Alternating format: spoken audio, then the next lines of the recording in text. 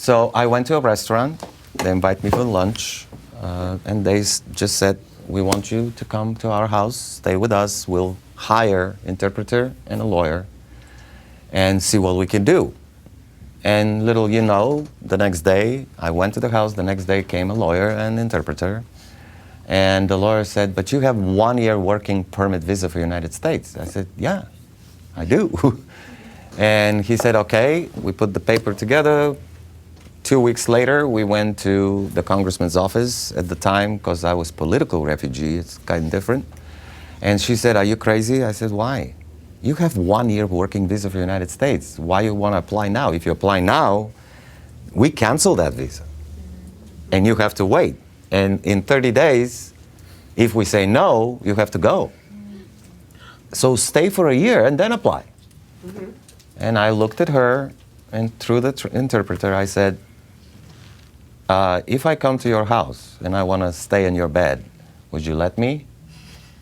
And she said, "What do you mean?" I said, "I came here to ask you, would you let me stay in the United States? And if you do let me stay, I will stay. If you don't let me stay, I'll go home and start my life in a different way. So why I have to waste a year of my life to wait?" And she just looked at me and said, "Your choice." So 2 months later, I was in front of a judge where I have to say who I am, what I am. They're recording it. Everything is political refugee. It's a little different than regular immigration status. So the third question was, when were you born? Mike and Peggy Shirley is the family, sitting on my right with the interpreter. On this side is the lawyer with the presenter of the state. And I said, "I'm born October 6, 1964. And Peggy faints, literally, faints. Panic, low blood pressure, I don't know. We have no clue what's going on. Mike Shirley's all white, dripping sweat. 5 minutes commotion, she comes back. Some lady came in, give her some water, whatever. Long story short, 7 years ago, exactly 7 years ago, they lost their older son in a motorcycle accident, born October 6, 1964. Wow. To be precise, 9,000 kilometers away, here I am. And this is not it.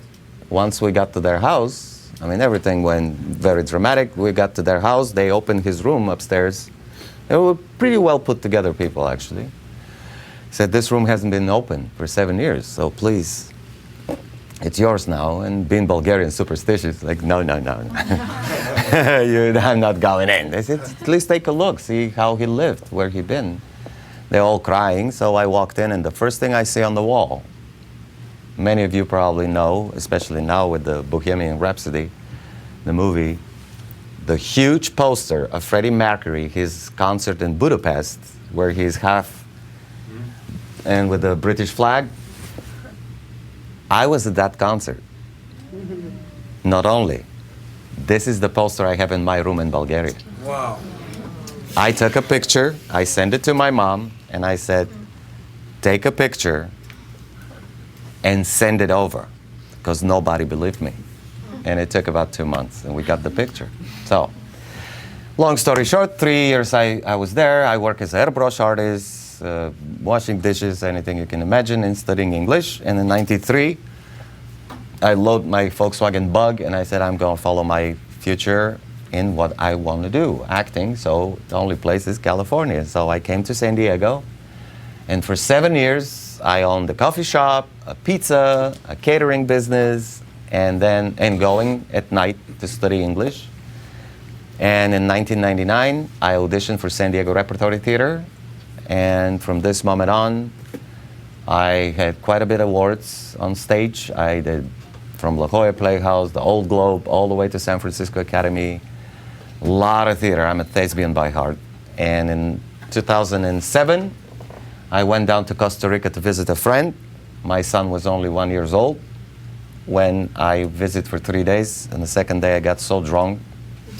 My wife calls me and says, "We have no money in a bank account. What happened?" Being drunk, I bought a restaurant. And I said, we're moving in Costa Rica. Costa Rica. And my wife... That's pretty drunk.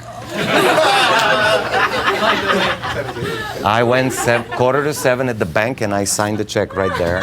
I have no memories. My wife is a small town girl from Michigan. She has no clue. And she said, what do you mean? I said, pack, we're moving. Money is here, I can't go back. So I returned, and in 2 weeks we were in Costa Rica for 3 years. Even today, if you go to Liberia, on the west coast by Tamarindo, it's one place only built as a castle. And even today, the line is there, Dimitri's Castle. So I was there for 3 years. And then the son had to go to school, and they're all Catholic schools, so I didn't want to convert. So we came back. That was 2009. I started Hollywood. And it was through a friend who pushed me so hard. He said, you have to. I said, I'm 45 years old. What are you talking about? He said, it doesn't matter. Just give it a shot. My very first audition was 2 days after I signed with my agents, and was Act of Valor, which I booked.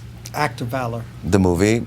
And then second audition was literally day after, Nikon commercial with Ashton Kutcher, which I booked. And for almost 6 months, of all the auditions, I have only one that I did not book. And my agents were shocked. Said, what are you doing? I said, I'm doing what they not want me to do. But anyway, so it started rolling. I was in a big commercial campaign of Discover credit card, if you remember a few years back. Peggy, hello, thank you for calling USA Prime Credit. You know, I was that crazy guy there. I did a lot of commercials, a lot of film, not a lot of film, but a lot of television. And Green Book was literally, my manager called me, said, this is what they want. They wouldn't say who is the director, what it's about. They just, based on a true story, they give me the character name. I knew that name from back then. I knew who Yuri Takt was. I knew who Don Shirley was, being a musician myself. And then I went to the audition. I had my choice. And Montgomery, the casting director, who actually won for Best Casting Director this year, Rick, he said, great, very good choice, nice. Well, let's do it different. Let's make it more friendly, more spontaneous, more emotional, more youthful. You're too stuck up kind of guy. Okay, so I changed it. Said, great job. Then 3 days later, we got a feedback. Great performance, great choice. Unfortunately, too mature for the role. Month and a half later, my manager calls me again. And he says, remember that Green Book? They want you back. I said, what do you mean? They said, well, obviously they went back to the drawing table. They're changing their mind. They want to see you again. I said, great. He said, but this time all the big wigs will be there. Peter, everybody. And the only difference is it's the same. Acting is the same. Those two scenes, I can send it back to you. I said, I remember them. He said, but they want to hear you playing the cello. I said, I don't play cello. I play violin.